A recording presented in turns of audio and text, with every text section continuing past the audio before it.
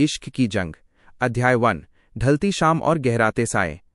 सूर्यनगर, एक ऐसा शहर जहां खामोशी भी चीखती थी।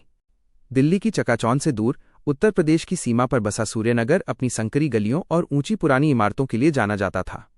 यहां की सुबह जितनी शांत दिखती थी, रातें उतनी ही स्याह थीं। सूरज की पहली किरणें जब कबाड़ खानों और ऊंची चिमनियों के धुएं को चीरकर सड़क पर आती तो शहर जागता था। इसी शहर के एक कोने में स्थित था ब्लू स्काई कैफे। यहाँ का मुख्य बरिस्ता आरव सिंह सुबह ठीक 4:30 बजे अपनी दौड़ शुरू करता था। उसके जूतों की आवाज़ खाली सड़कों पर गूंजती थी। 6 फीट की गठीली काया, पत्थर सा सख्त चेहरा और आंखों में एक ऐसी वीरानी जो केवल वही समझ सकता था जिसने मौत को करीब से देखा हो। जब वो कैफे में कॉफ़ी बीन पीसता तो उसके सधे हुए हाथों की नसें उभर आतीं। उन हाथों पर गोलियों और छर्रों के निशान उसकी पहचान थे, जिसे उसने एक साधारण टी शर्ट के पीछे छुपा रखा था। सिया मल्होत्रा, सच की तलाश में एक लौ। शहर के दूसरे छोर पर एक आलीशान कोठी में सिया मल्होत्रा अपनी अगली हेडलाइन तैयार कर रही थी। वो न्यूज़ चैनल आज की आवाज़ की सबसे तेज तर्रार इन्वेस्टिगेटिव जर्नलिस्ट थी। उसके पिता डॉक्टर राज मल्होत्रा शहर के प्रतिष्ठित सर्जन थे, जो चाहते थे कि उनकी बेटी सुरक्षित रहे, पर सिया की रगों में साहस दौड़ता था।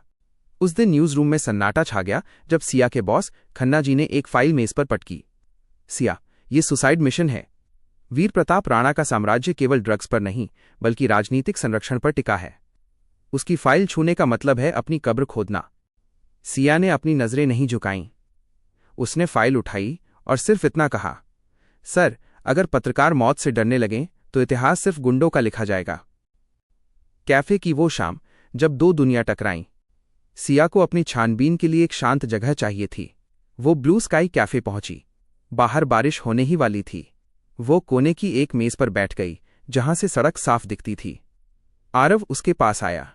वो अक्सर लोगों को उनके जूतों और चाल से पहचान लेता था, पर इस लड़की की आंखों में एक अलग ही बेचैनी थी। आपकी अमेरिकानो बिना चीनी के, आरव ने कप रखते हुए कहा। सिया चौंकी। उसने तो ऑर्डर भी नहीं दिया था। तुम्हें कैसे पता?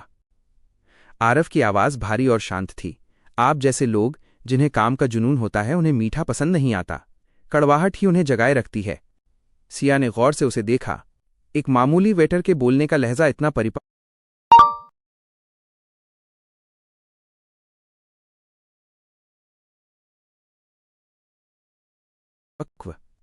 उसने आरव के कलाई पर एक टैटू का हिस्सा देखा, एक बाज का पंख।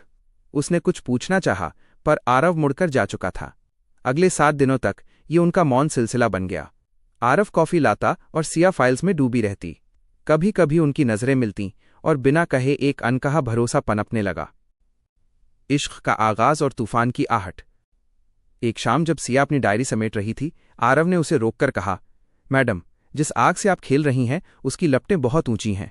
राणा के आदमी शहर के चप्पे चप्पे पर हैं। सिया मुस्कुराई, तो क्या मैं डर के मारे सच लिखना छोड़ दूं? आरव ने उसकी आंखों में झांका। उसे अपने शहीद साथियों की याद आई, जिनमें भी यही जज्बा था। उसने धीमे से कहा, डरना बुरा नहीं है, बस सावधान रहना जरूरी है। कल से मैं आपको घर तक छोड़ दिया करूंगा। उन मुलाकातों में बातें गहरी होने लगीं। सिया ने जाना कि आरव को पुरानी धुनें पसंद हैं, और आरव ने जाना कि सिया को बारिश में भीगने से डर नहीं लगता। प्यार के फूल उस बंजर जमीन पर खिलने लगे थे जहां सिर्फ खतरा और मौत का साया था। पहला प्रहार, मौत का सामना। सिया को वो सबूत मिल गया था जिसकी उसे तलाश थी, राणा की अगली बड़ी ड्रग कंसाइनमेंट की लोकेशन। वो रात के 10 बजे दफ्तर से निकल रही थी। गलियां सुनसान थीं। अचानक एक काली स्कॉर्पियो ने उसका रास्ता रोका। 4 नकाबपोश गुंडे बाहर निकले। उनके हाथों में लोहे की रॉड और चाकू थे। बहुत बड़ी रिपोर्टर बनती है, आज तेरी जबान हमेशा के लिए काट देंगे, एक गुंडे ने चिल्लाकर कहा। सिया पीछे हटी, उसका पैर फिसला और वो गिर पड़ी। जैसे ही एक गुंडा वार करने के लिए आगे बढ़ा, अंधेरे से एक साया निकला। एक जोरदार लात उस गुंडे के जबड़े पर पड़ी और वो हवा में उछलता हुआ दूर जा गिरा। वो आरव था, लेकिन वो आज कैफे वाला आरव नहीं लग रहा था।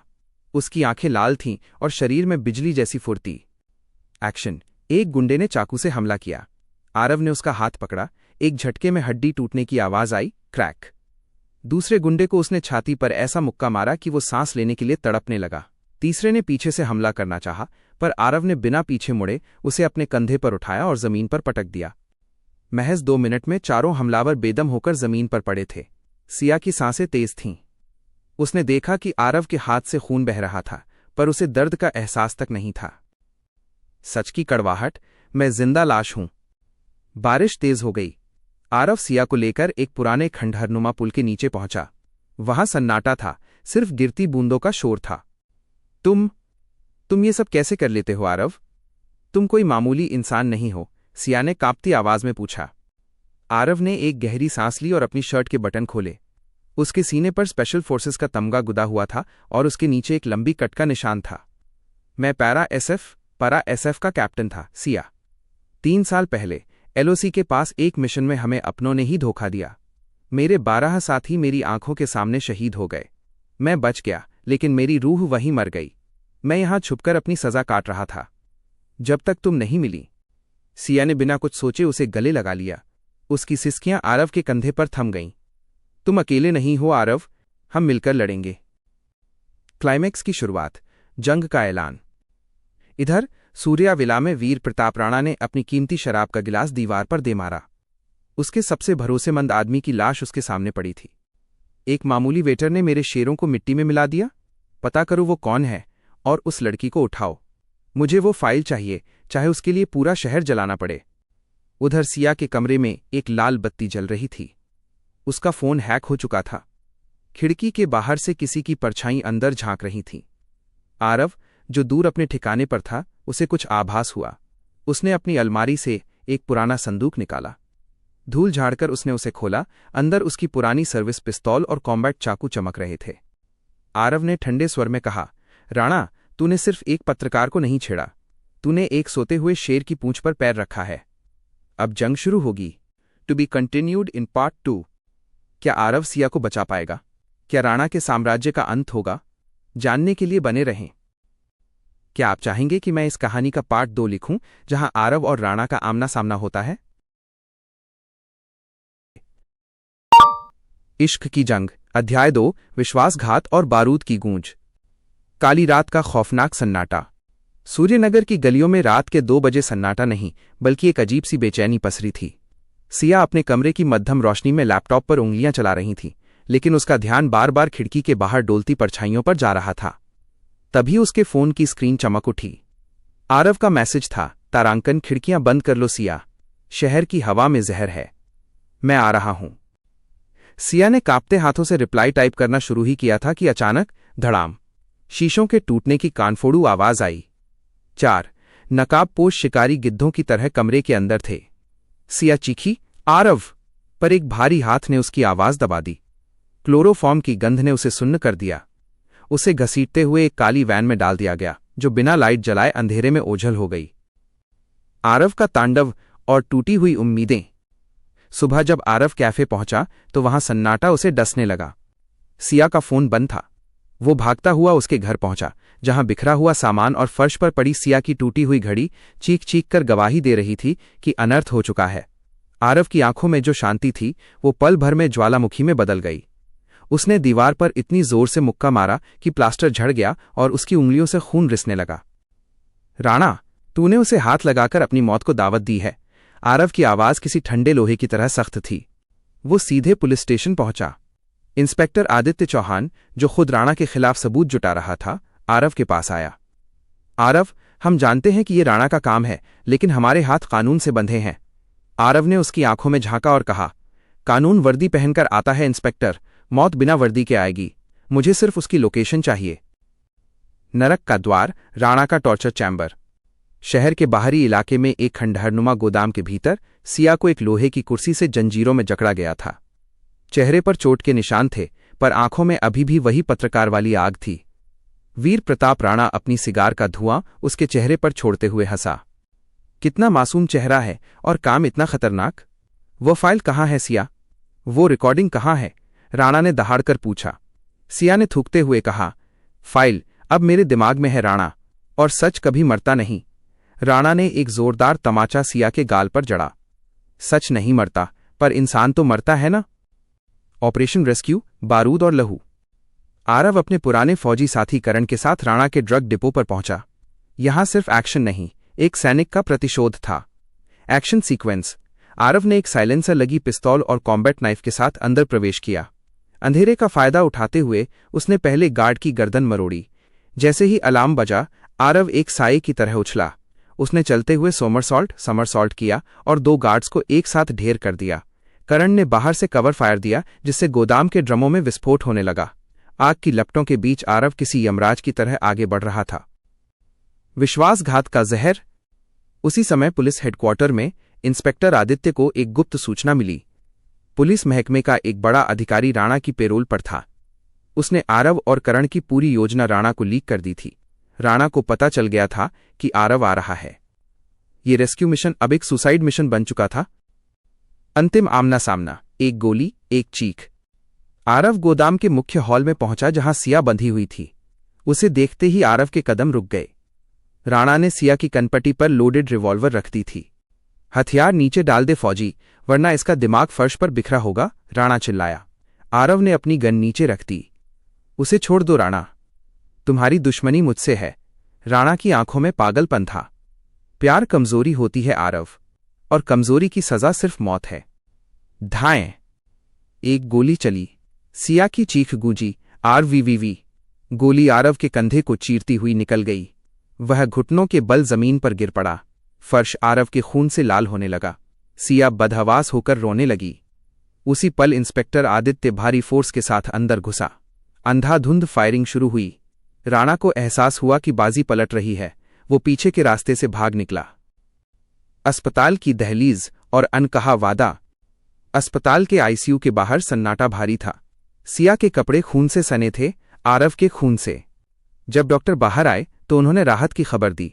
गोली गहरे घाव कर गई है, लेकिन वो बच जाएगा। वो एक फाइटर है। रात के सन्नाटे में जब आरव को होश आया, उसने देखा सिया उसका हाथ थामे वहीं सो रही थी। आरव ने धीरे से उसकी जुल्फों को सहलाया। सिया की आंखें खुलीं और उसने आरव को सीने से लगा लिया। मैंने तुम्हें खो दिया था आरव, वो सुबकते हुए बोली।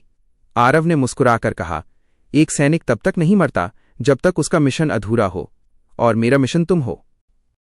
पार्ट 2 का अंतः तूफान से पहले की शांति। खिड़की के बाहर सूर्यास्त हो रहा था, लेकिन ये अंत नहीं था। शहर के दूसरे कोने में घायल राणा अपने बचे हुए गुंडों के साथ एक नए हमले की योजना बना रहा था।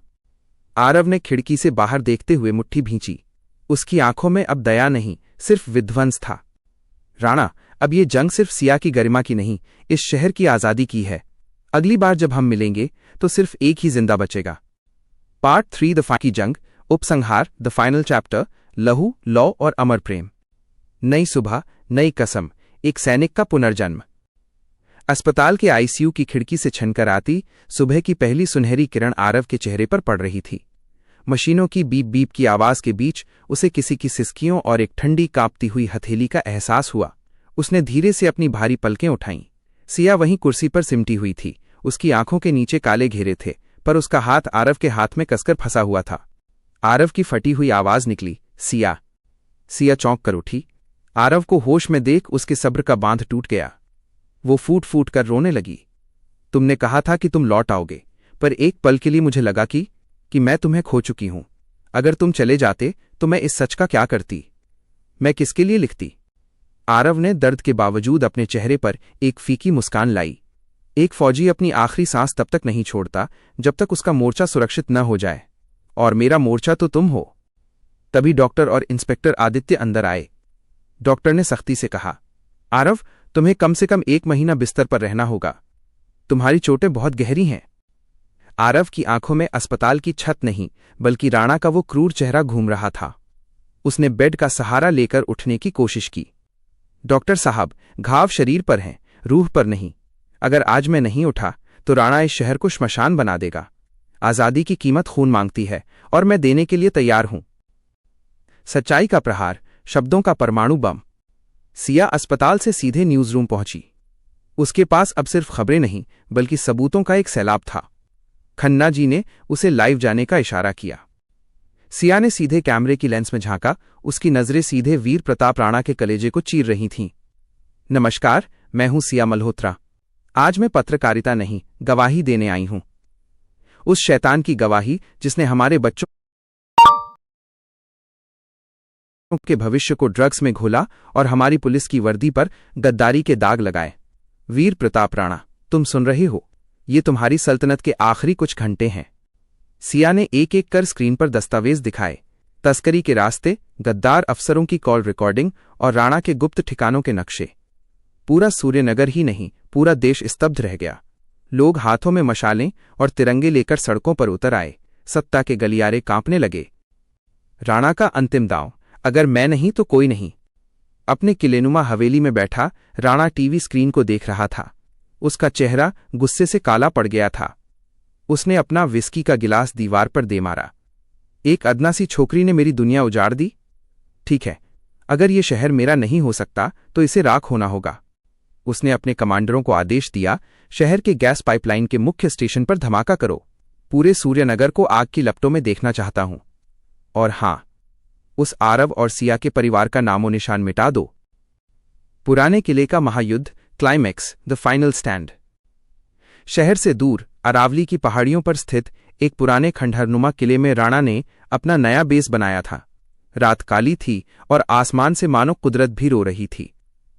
मूसलाधार बारिश के बीच इंस्पेक्टर आदित्य की फोर्स और आरव करण की जोड़ी ने किले को घेर लिया। ये मिशन आधिकारिक नहीं है, ये व्यक्तिगत है, आरव ने अपनी बुलेटप्रूफ जैकेट कसते हुए कहा। एक्शन। धमाकों के साथ किले का मुख्य द्वार उड़ा दिया गया। आरव एक हाथ में असॉल्ट राइफल और दूसरे हाथ में सिया की दी हुई हिम्मत लेकर अंदर घुसा। हर कोने से गोलियां बरस रही थीं। आरव ने दीवार का सहारा लेकर 2 गुंडों को हवा में ही ढेर किया। करण ने ग्रेनेड फेंककर राणा के स्नाइपर्स का खात्मा किया। आरव सीढ़ियां चढ़ता हुआ किले की सबसे ऊंची छत पर पहुंचा। वहां बिजली की कड़कड़ाहट के बीच राणा खड़ा था, हाथ में मशीन गन लिए। आ ही गया मौत का सौदागर? राणा हंसा। आरव ने अपनी गन फेंक दी। राणा, हथियारों से तो कायर लड़ते हैं, आज हिसाब बराबरी का होगा। दोनों के बीच मल्लयुद्ध शुरू हुआ। राणा एक खूंखार दरिंदा था, पर आरव एक प्रशिक्षित सैनिक। राणा ने एक छुपा हुआ चाकू निकालकर आरव के पेट पर वार किया। आरव पीछे हटा, खून बहने लगा। राणा ने जोरदार मुक्का आरव के चेहरे पर मारा। आरव जमीन पर गिरा। तेरा इश्क आज इस मिट्टी में मिल जाएगा। राणा ने चाकू ऊपर उठाया। तभी आरव को सिया के वो शब्द याद आए, तुम वापस आओगे। आरव ने फुर्ती से राणा का हाथ पकड़ा, उसे मरोड़ा, कड़क और एक जोरदार हेडबट किया।